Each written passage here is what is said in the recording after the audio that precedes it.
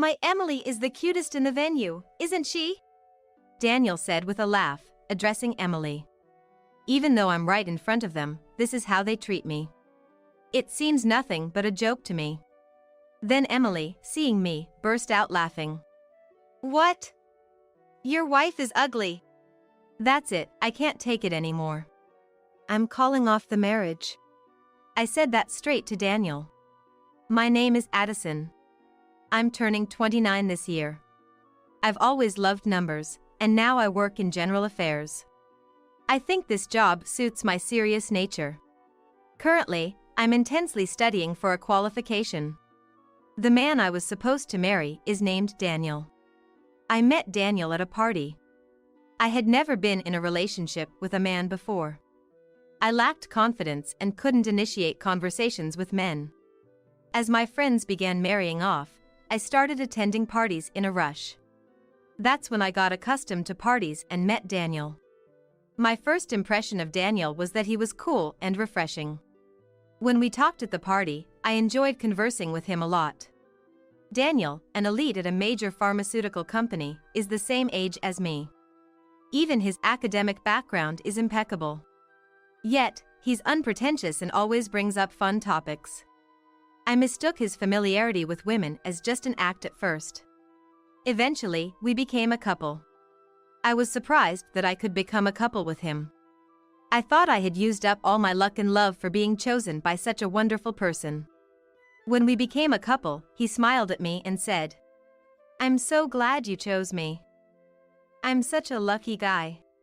But really, I was the one chosen by him. So I said, "I'm super happy too. But why did you choose me?" I asked him. I was genuinely insecure about being a match for someone as great as him. But he just laughed and replied, "I like girls who aren't experienced with guys and seem pure. You're my ideal." "Then that's great. Looking forward to being with you," I said, smiling back at him. After that, he regularly asked me out on dates. On our third date, he confessed, and we started dating. Half a year later, he proposed. I liked him, so I immediately said yes. "That's great. Let's be happy together," he said with a smile. Living for 29 years, I had finally grasped happiness. I would become even happier after getting married. I believed so. But my expectations crumbled to nothing. Because after we got engaged and started living together, he changed. While dating, "Addison, you're really cute. My princess." He always praised me with a smile. But now, that's a thing of the past. Lately, he's always belittling me. For instance, the day after we started living together. I got up earlier than him that day and started preparing breakfast. I planned to do my makeup before leaving for work, so I was cooking without it. When breakfast was ready and set on the table, he woke up. I called out to him with a smile. "Good morning, Daniel. Breakfast is ready, let's eat together." Then he, seeing me, yelled in surprise. "What an awful face you have. A woman without makeup in the morning isn't a woman. At least make yourself presentable," he shouted, furrowing his brow. His eyes were like those looking at something filthy. In a panic, I retorted, "I was going to do my makeup later. Isn't that too harsh? You used to call me cute before we got engaged." I was shocked by his words. But he just laughed and added insult to injury. "It was just flattery to get married. Honestly, any woman with a decent income who'd do as I say would have been fine," he said, laughing. I was so shocked that I dropped my fork.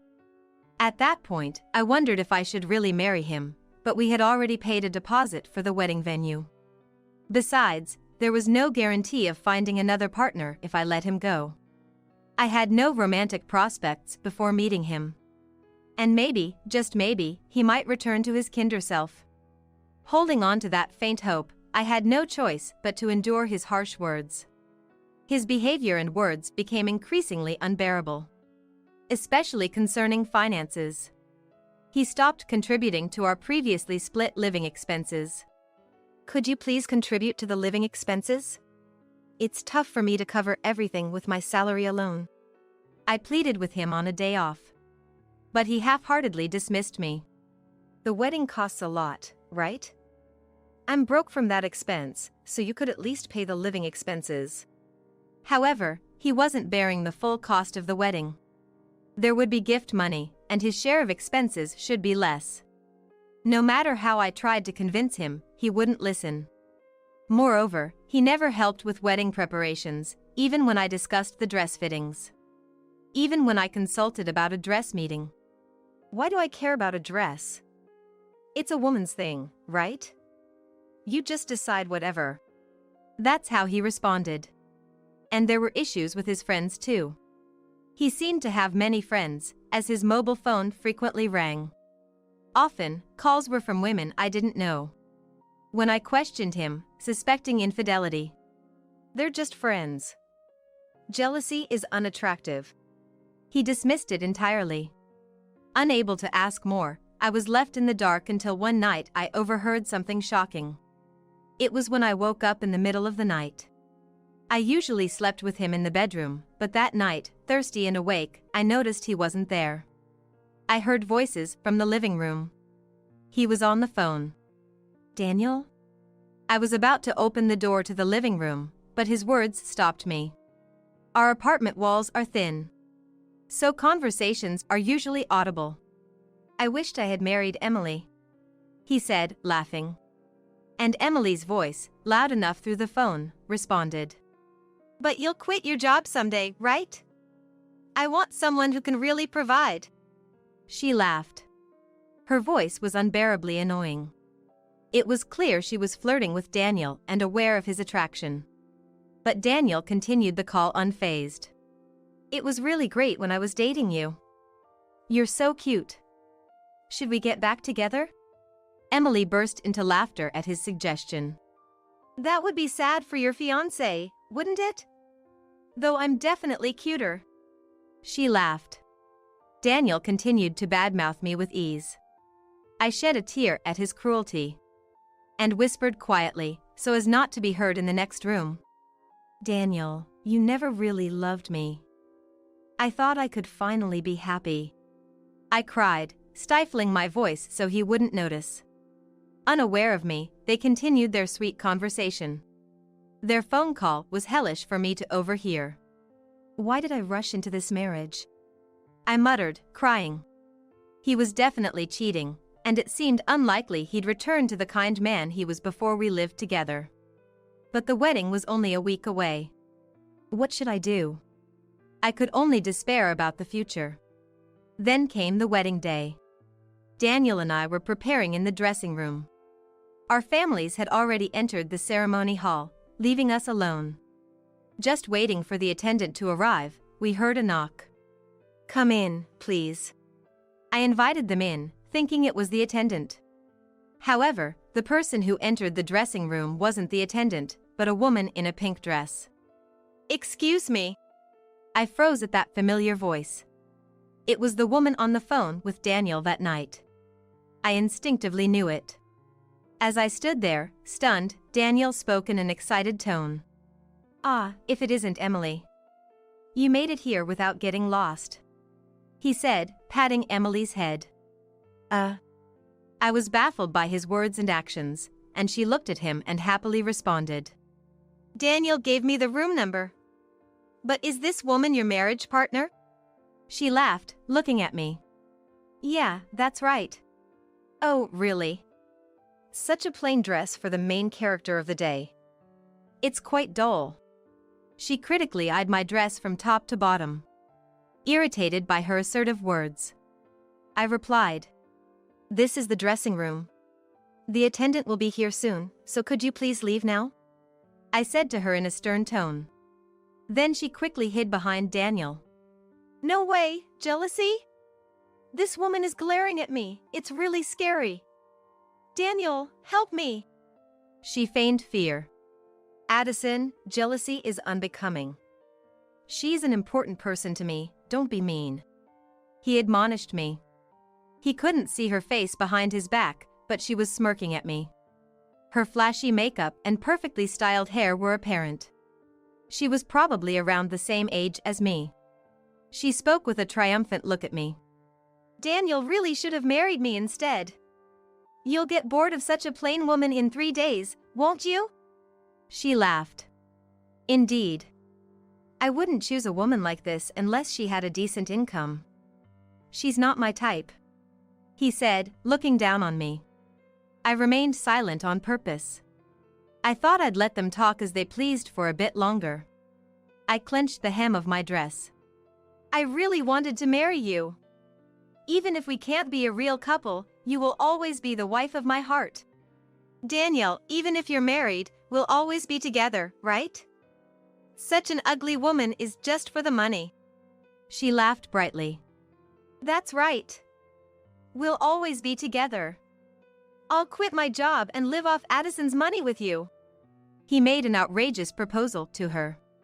At that moment, I was on the verge of exploding. What did these two think of me? But they were oblivious to my anger. Daniel, you're terrible to your wife. Are you proposing that because I'm cuter? She asked him with upturned eyes. He nodded as if it were obvious. My Emily is the cutest in the venue, right? What do you think of Addison's face, Emily? Daniel asked with a sarcastic smile, turning to Emily. Despite my presence, this was how they treated me. It seemed nothing but a joke to me. Then Emily, seeing me, burst out laughing. What? Your wife is ugly. And she continued. Poor Daniel, marrying such an ugly woman. I'll soothe you as your heart's wife, she said, looking down on me with a laugh. That's right, isn't it? Daniel laughed too. That's it, I can't take it anymore. I'm calling off the marriage. I said that straight to Daniel. He, not taking me seriously. Really? If you cancel the marriage with me, you'll stay single forever. Because you're an unfixable ugly woman.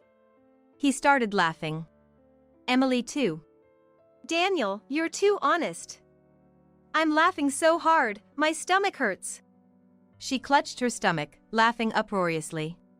After laughing, Daniel said, a woman like you should be grateful to get married. You'll support me with your money for life. I felt a deep rage boiling inside me. Frustrated at myself for not seeing through such a person before the wedding. I clenched my fists, trying to endure. Emily, still laughing. Well, the wedding ceremony is about to start, right? I have to go eat my share of the celebration money, so I'll head to the venue first, she said and left the room. Shortly after, the attendant arrived. Seemingly unaware of the conversation in the dressing room, the attendant began preparations, congratulating us. Then the attendant started explaining the wedding. Daniel and I had chosen a restaurant wedding, starting with the reception. According to the attendant, we just had to follow the MC's lead. I listened quietly to the attendant's explanation. Daniel spoke to me nonchalantly. Once the wedding is over and we're officially married, we'll be husband and wife. Your looks are a letdown, but I'll put up with it. After all, I have Emily. I ignored his comment. I had no intention of listening to him anymore. I was done with this man. Daniel persisted. Hey! Answer me. But I continued to ignore him. All that was left was to exact revenge and denounce him and his actions. I felt a sense of mission burning within me. Then Daniel and I entered the wedding venue. The unsuspecting attendees gave us a generous round of applause. Of course, among them was Emily, smirking unpleasantly. We sat down, and the MC proceeded with the ceremony. Let's start with the vows. First, the groom, Daniel. Amidst thunderous applause, Daniel began speaking. I am overjoyed to marry Addison. I vow to love only her for the rest of my life. He looked at me with a smug face. All lies. Inside, I looked at him with a cold detachment. Amidst the applause, the MC continued. Thank you. Now, a response from the bride, Addison, please. I ignored the MC and remained silent. A murmur started spreading through the venue. My parents and friends looked worried. Addison? Could we have your response, please? The MC tried to proceed, albeit confused. Still, I remained silent. The venue became more unsettled. Everyone looked at me with concern. Impatient. Addison, why are you silent? Just say something. Daniel harshly said. But I kept quiet. The atmosphere in the venue turned decidedly strange. The in-laws looked at me with puzzled expressions. Enough was enough. I had gathered enough attention. I thought so and opened my mouth. Glancing sideways, I saw Daniel relieved that I was finally going to speak. I confirmed his face and momentarily smirked. It was too early for him to feel relieved. Then I began speaking. I will not vow to love Daniel. I'm breaking up with him right now. What? Daniel was stunned, and I casually played the voice recorder at maximum volume. Daniel and Emily's conversation filled the room. I really wanted to marry Emily. Even if we can't be a real couple, Emily is the wife of my heart. Daniel, we'll always be together even if you're married, right? Such an ugly woman is just for the money. The conversation from the dressing room earlier echoed through the venue. Previously, when Daniel was on the phone with Emily at night, I felt frustrated for not having proof of infidelity. So, I bought a voice recorder. I always carried it with me, and fortunately, I managed to record their conversation today. The crowd became even more agitated. My friends looked at Daniel with suspicion. My dad seemed ready to get up and punch Daniel, held back only by my mom. My mother-in-law looked like she might faint, and father-in-law John hurriedly supported her. Emily, sitting at a table with friends, was being glared at by those around her. She was sweating profusely and looked extremely uncomfortable. Meanwhile, the recording continued to play. In this chaotic situation, Daniel, confused, shouted, Addison, what are you doing? Stop that voice recorder right now. He tried to grab the recorder from me, but I swiftly dodged him. Then I shouted loudly, There's no way I'll stop it. Everyone needs to know that Daniel is cheating with Emily over there. I glared at Daniel. Unable to hold back anymore, Emily shouted from her table, You're so sneaky. Just because you get to be Daniel's wife. The one Daniel truly cares about is cute me. However, Emily's outburst caused the venue to buzz with a different energy, whispering among themselves. Everyone, regardless of age or gender. Seeing this, Emily began to panic. What's going on, everyone?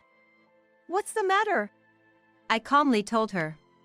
Emily, sorry to interrupt your confident speech, but I think you're the ugliest person in this venue. Someone laughed out loud. Immediately, her face turned bright red. What? What are you talking about? Daniel told me I'm the cutest, you know? Maybe you're the one with bad eyesight? She retorted sharply at me. Laughter began to leak from the audience. Emily and Daniel started to look confused. Then one of Daniel's friends burst out laughing and shouted, Daniel, you've got terrible taste in women. Liking a girl with a face like a panda. And her body's like a panda too.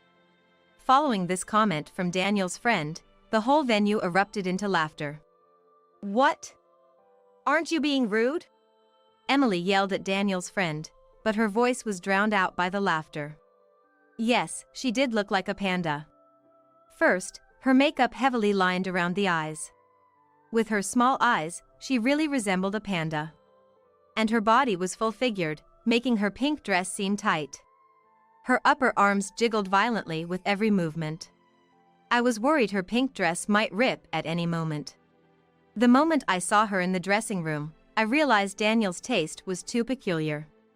It made sense why he would call me ugly. I borrowed a microphone from the MC. She called me ugly in the dressing room, but I wasn't upset at all. After all, she is a panda. It's amusing to be insulted by a zoo animal, isn't it? As I spoke clearly, laughter erupted from various parts of the venue. Her face turned beet red with frustration. So frustrating. She stamped her feet in anger. Daniel glared at me. I sighed heavily at the two of them. People who cheat have no right to glare at me. Daniel and Emily remained silent, hit by the truth. Then I addressed the silent couple. I'll be sure to collect the engagement breakup fee from both of you. They immediately became defensive upon hearing about the fee. Why should we pay a breakup fee when we aren't even registered as married? I absolutely won't pay. I won't either. I'm a freelancer. I don't have that kind of money, Emily exclaimed. The crowd looked on in disbelief at their comments. Some even chuckled at their ridiculousness. Then a person stood up and approached us. Daniel, enough is enough. Daniel's boss, with a red face, yelled. Boss! This is, Daniel, looking perplexed, tried to make an excuse to his boss. But he seemed at a loss for words and remained confused. The boss sighed heavily at his demeanor. What an irreparable thing you've done. Cheating openly in front of Addison. Maybe it's my fault for not educating you properly, the boss said, holding his head. His face turning pale. He seemed to be trembling slightly. Emily, looking puzzled, said, That ugly woman is from a different company than Daniel, right? Why is Daniel's boss so worried about it? She asked, tilting her head. Sensing something off from the boss's reaction, Daniel asked, Boss, what's wrong? My engagement breakup with Addison has nothing to do with you, right? He asked nonchalantly. Then the boss, face red with anger, shouted, Don't you know our company's board of directors? Don't you recognize Addison's dad? He yelled desperately. Daniel looked back and forth between the boss and my dad. No way, he muttered. His face turned pale. My dad's face was red with rage, veins popping. I am a director at your company. Your future will be discussed at the board meeting. Daniel was shocked. He tried to appease my dad in a panic. Wait, please. It's too much for this incident to lead to that. Daniel's friends were also surprised. They were all his colleagues, so bewildered by this turn of events. It's natural to be confused when the bride's dad is a director at your own company. Then my dad said calmly, Weren't you planning to quit the company and live off my daughter? You just played it on the voice recorder. If you're so eager to leave the company, why don't you do it now? That's... Daniel's face was filled with despair. And with Dad's words, Daniel's mother finally fainted. His father, John, was frantically calling her name. For her, Daniel was probably the pride and joy of the family. A well-educated graduate working in a major corporation. He must have been on a seemingly perfect elite path. But now, this incident not only derailed his elite trajectory but also cast his future into uncertainty. I had only met the in-laws once at a greeting. But they seemed like very nice and sensible people. That's why this incident must have been incredibly hard for her to accept. Daniel looked terribly bewildered by his mother fainting. And then, incredibly, Daniel yelled at me. If you had told me your dad was a director at our company, I would have treated you better. He accused me, completely disregarding his own actions. He seems to be pretending that nothing happened to him. That was the last straw for me. Daniel blaming me in such a situation. I didn't care what happened to him anymore. I asked Daniel with a smile. Treat me better? Like contributing to our living expenses during cohabitation? Or not contributing money but at least staying out of housework? That's... He faltered. I exposed to everyone that Daniel didn't contribute to living expenses and yet interfered in household matters. Daniel was now subjected to even more disdainful looks from the crowd. Especially the women there didn't seem to see him as a human anymore. Maybe they thought even a weed would be better than him. Even Emily said to him, Daniel, you didn't pay any living expenses at all? That's really bad, isn't it? He, realizing the gravity of the situation, turned even paler. I smiled at him. Good for you, Daniel. You wanted to quit your job, right? You'll probably be able to quit very soon. He looked around. Dad, glaring at him in rage. Friends looking at him with disdain. Emily, a bit in disbelief. Not a single person was on his side. In such a situation, most people couldn't stand it. Then he began to tremble and clung to me. Addison, I was wrong. Please don't call off the engagement. I don't want to quit my job. He apologized profusely. Sweat on his forehead. It was too late for apologies. I looked at him with cold eyes. It's over, Daniel. After being looked down upon like this, there's no going back. Just stop it. But... He looked like he was about to cry. I added the final blow. Freelancer Emily and soon-to-be unemployed Daniel, a perfect match. Emily turned pale as well.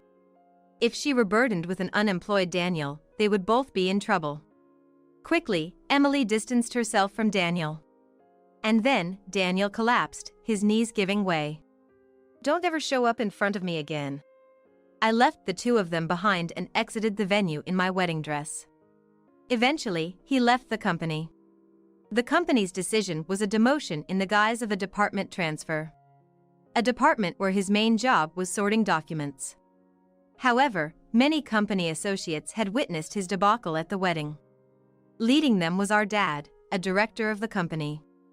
The smart ones started keeping their distance from Daniel, and it seems he was secretly condemned by many. Consequently, he found it increasingly difficult to stay at the company. Eventually, unable to bear it, he submitted his resignation before the transfer. But leaving the company brought him further trials. It was the hefty breakup fee. The engagement breakup fee was just the going rate, not too high. But we added the wedding costs on top of it. Since the wedding turned out that way, we had to return the congratulatory money to all the guests. But the food was served, and the full cost of the wedding had to be paid. He was responsible for the disruption of the wedding, so it was decided that he would bear the cost. Daniel's parents, who were very nice people, apologized to me several times. I felt almost sorry for them. Daniel had no savings. He was flashy with money and spent whatever he had.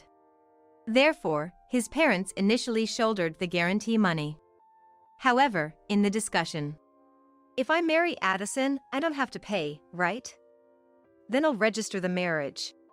Daniel argued. I felt nothing but contempt for him. And for saying that, he was severely scolded by his father, John.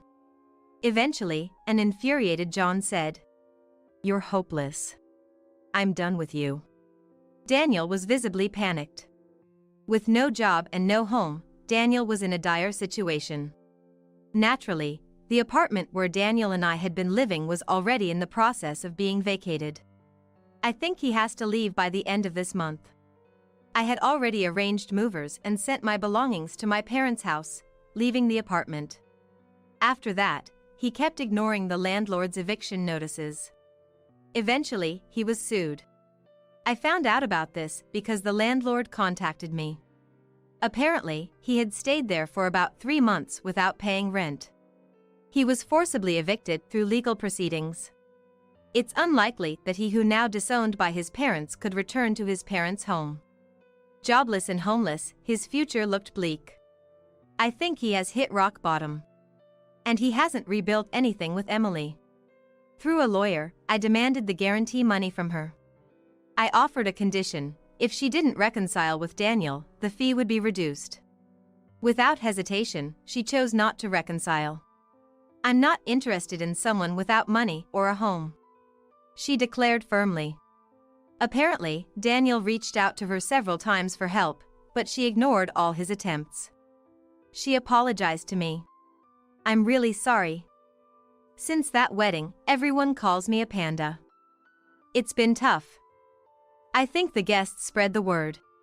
She seemed to have realized her mistakes and reflected on her actions. But no matter her remorse, she faced constant criticism. Even at her part-time job, The panda nickname got out and she quit, being laughed at behind her back. I'm thinking of moving far away, she said. She, forced to flee due to her careless comments with Daniel. She will likely continue to be cautious about public scrutiny. A fitting punishment for her disdainful behavior. I hope she learns from this. As for me, I passed my certification exam. The qualification is for a social insurance labor consultant.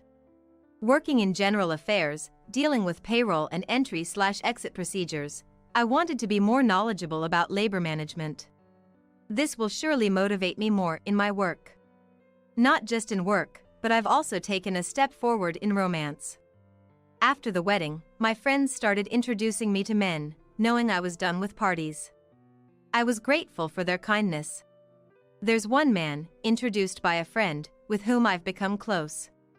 He's 3 years older, hardworking, and not very handsome. Rather plain-looking. He works office administration in a small to medium enterprise, nothing glamorous.